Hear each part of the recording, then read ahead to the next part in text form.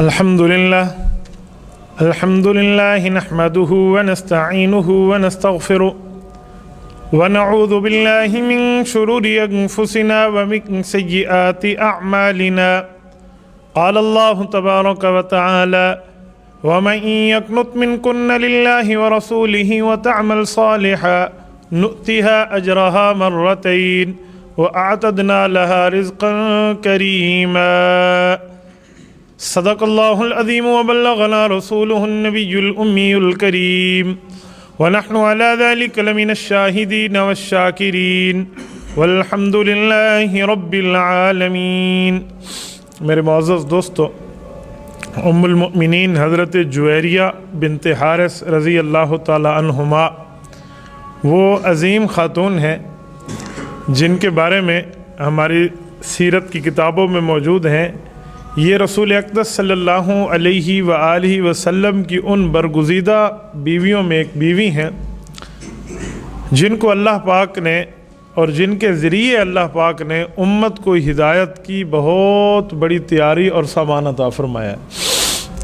حضرت جویریہ رضی اللہ عنہ کے جو والد ہیں ان کا نام ہے حارث بن ابی زرار. سخت دشمن اسلام اور حنین کی جنگ تک، بلکہ اس سے ایک روایت ہے 5 ہجری تک جتنی جنگیں ہوئیں، ہر جنگ میں یہ حضور پاک علیہ الصلوۃ والسلام کے مد مقابل نظر آئے. کسی بندے نے ان سے حضور کے خلاف مدد چاہی تو اس نے مدد دی، مال چاہا تو مال دیا، جو چاہا اس بندے نے دیا ہے. بنی مستلق کا یہ سردار ہے، خاندانی رئیس ہے. ایک جنگ ہے جس کا نام ہے غزوہ مریسی.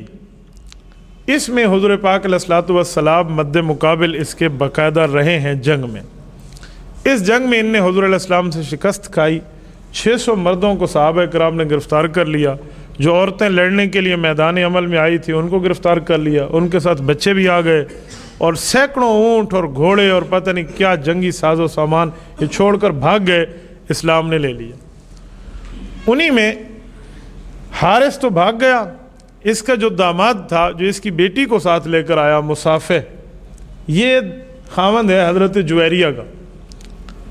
یہ دونوں آئے تھے تو مصافح قتل ہو گیا، حارث کا داماد. ان کی بیوی حضرت جویریہ جو بعد میں ام المؤمنین بنی ہے، یہ مسلمانوں کے ہاتھوں کنیز اور لونڈی بن گئی.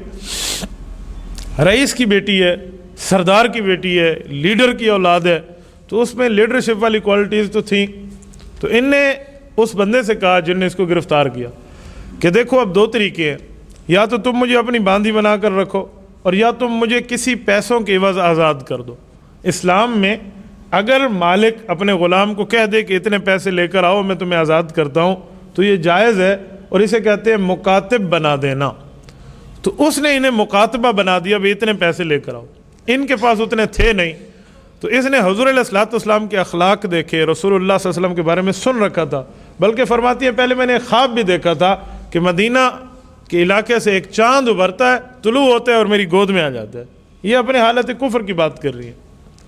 یہ حضور پاک علیہ الصلوۃ والسلام کے پاس آئی اور آ کر کہنے لگی کہ آپ کے فلاں صحابی ہیں، اس نے مجھ سے اتنا مال مانگا ہے، مجھے آزاد کر دے گا، اور آپ کو پتہ ہے کہ ہم خاندانی رئیس ہیں، اگر آپ میرے ساتھ تعاون فرما دیں تو انشاءاللہ میں آپ کو اچھائی کے ساتھ بدلہ دوں گی.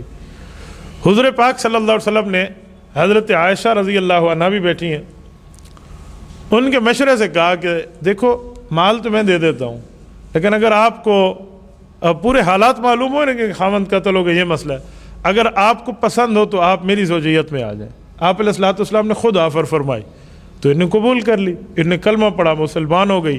حضور پاک صلی اللہ علیہ وسلم کی طرف سے وہ مال ادا ہوا، یہ مکاتب سے آزاد ہو گئیں. حضور اقدس صلی اللہ علیہ وسلم کے ان کے ساتھ نکاح ہوا.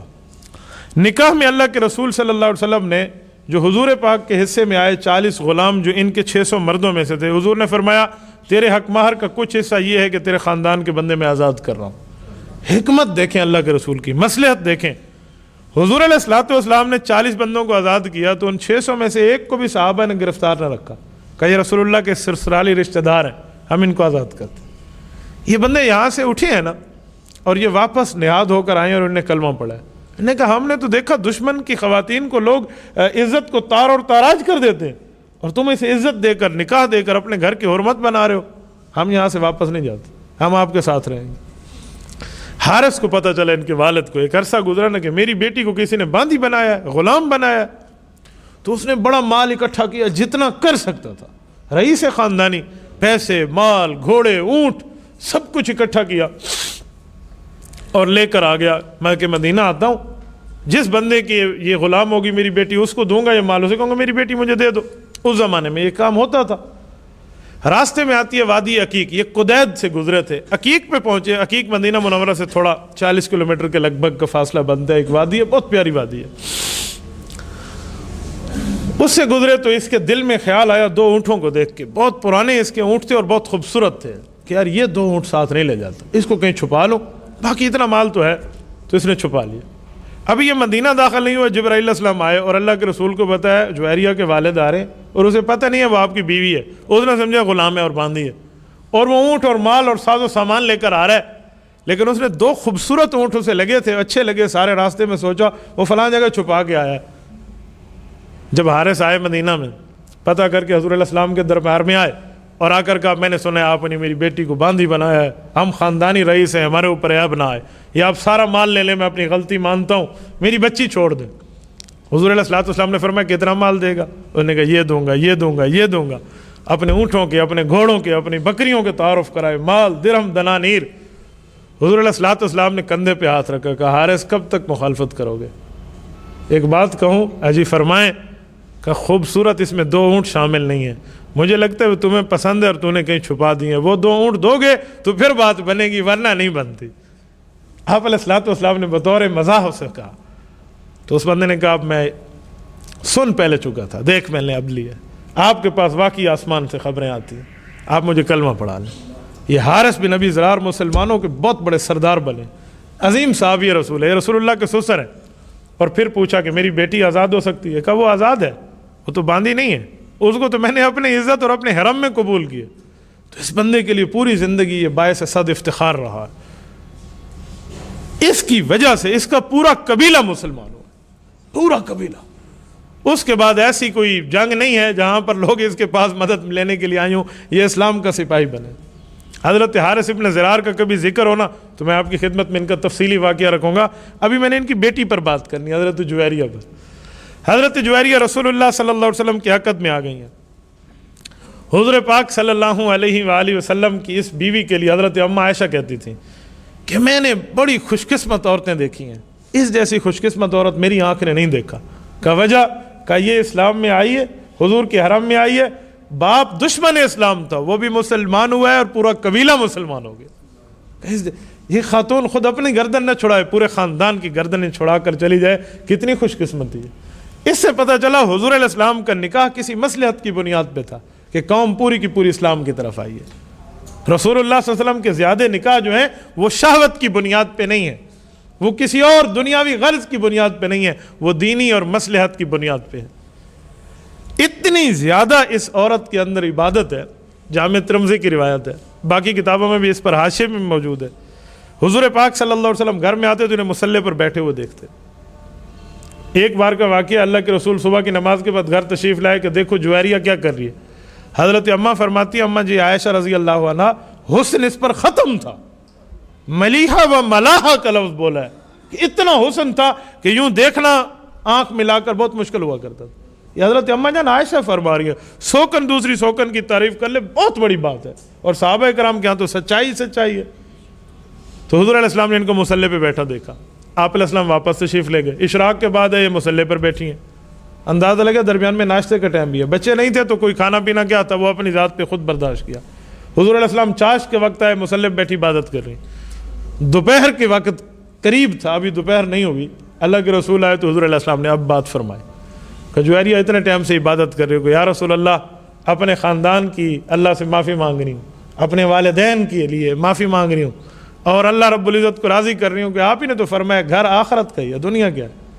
تو حضور صلی اللہ علیہ وسلم نے فرمایا اسے چھوڑ تجھے ایک جملہ بتاتا ہوں، وہ کہا کرنا اتنے ٹائم کی عبادت کے برابر ہو جائے گا۔ انہوں نے کہا رسول اللہ پھر تو سکھا دیں، وہ کون سا جملہ ہے؟ تو اللہ کے رسول صلی اللہ علیہ وسلم نے جملے فرمایا یوں کہا کر سبحان اللہ و بحمدہ عدد خلقہ ورضا نفسہ وزنت عرشہ ومداد کلماتہ۔ یہ جملے کہہ دے گی تو اتنے ٹائم کی عبادت کے برابر ہو جائے گا۔ یہ حدیث پاک حضرت جویریہ کی عبادت کی بنیاد پہ امت کو ملی ہے۔ یہ جو پیکج ہے نا اتنے ٹائم کے بجائے اتنے ٹائم میں ہو جانا، ایک جملے میں ہو جانا، یہ اسلام کا پیکج حضرت جویریہ رضی اللہ عنہ کی بنیاد پر ملی۔ اور ایک مسئلہ اور، شاید یہ مسئلہ امت میں نہ کھلتا جو حضرت جویریہ کی وجہ سے کھلا ہے، وہ کیا ہے؟ حضرت رسول اللہ صلی اللہ علیہ وسلم گھر میں آئے، حضور علیہ السلام ہاشمی ہیں، حضرت جویریہ ہاشمیہ نہیں ہیں، بنی مستلق بنو خزاعہ کی ہیں۔ حضور علیہ السلام نے پوچھا جویریہ گھر میں کچھ ہے؟ انہوں نے کہا یا رسول اللہ صدقہ ہے جو مجھے کسی نے مالک بنا دیا ہے۔ ظاہری بات ہے ہاشمیوں پہ صدقہ نہیں ہے، سید پہ صدقہ نہیں ہے، سید صدقہ کا گوشت نہیں کھا سکتا۔ تو اللہ کے رسول نے فرمایا اب بھی مالک وہ ہے یا تجھے ہدیہ دے دیا فلاں خاتون؟ کیونکہ مجھے تحفہ دے دیا، اب مالک میں ہوں۔ سنیں حضور علیہ السلام کا جواب، حضور نے فرمایا لکی صدقۃ ولنا ہدیہ، صدقہ تمہارے لیے، تو مالک بن گئے، تو اب تم مجھے گفٹ کر رہی ہے، ہمارے لیے تو تحفہ ہے، یہ کھانا جائز ہے۔ یعنی کوئی سید کو مالک بنا دے یہ تو صدقے کا معاملہ نہیں بن سکتا، ہاں غیر سید کو مالک بنا دے، وہ سید کو پورا بکرا بھی کھلا جائے تو جائز ہے۔ یہ مسئلہ حضرت جویریہ رضی اللہ عنہ کے گھر سے امت کو ثابت ہو کر ملا ہے۔ سید جویریہ رضی اللہ عنہ، حضور علیہ السلام کی کئی روایات ان سے مروی ہیں، کئی ایک روایات احادیث سنایا کرتی تھی۔ حضور پاک صلی اللہ علیہ وآلہ وسلم سے کتنی چھوٹی ہیں؟ آپ اندازہ لگے رسول اللہ سے 38 سال چھوٹی ہیں۔ آپ علیہ السلام کے ساتھ 6 سال کا عرصہ گزارا ہے۔ حضرت رسول اللہ صلی اللہ علیہ وسلم کے بعد 40 سال کا زمانہ پایا ہے۔ تقریباً 65 سال کی عمر میں حضرت خدیجہ رضی اللہ عنہ، حضرت جویریہ رضی اللہ عنہ اس دنیا سے گئی ہیں۔ اس وقت ولید بن حکم تھا مدینہ کا عامل، اس نے جنازہ پڑھا اور قبر میں دفنا دیا گیا۔ ام المؤمنین 9 امہات المؤمنین کی کٹھی قبریں ہیں جنت البقیع میں۔ اللہ ہم سب دوستوں کو لے جائے اور اللہ آپ کی برکت سے ہمیں بھی لے جائے۔ تو ان میں ایک قبر حضرت جویریہ رضی اللہ عنہ کی بھی ہے۔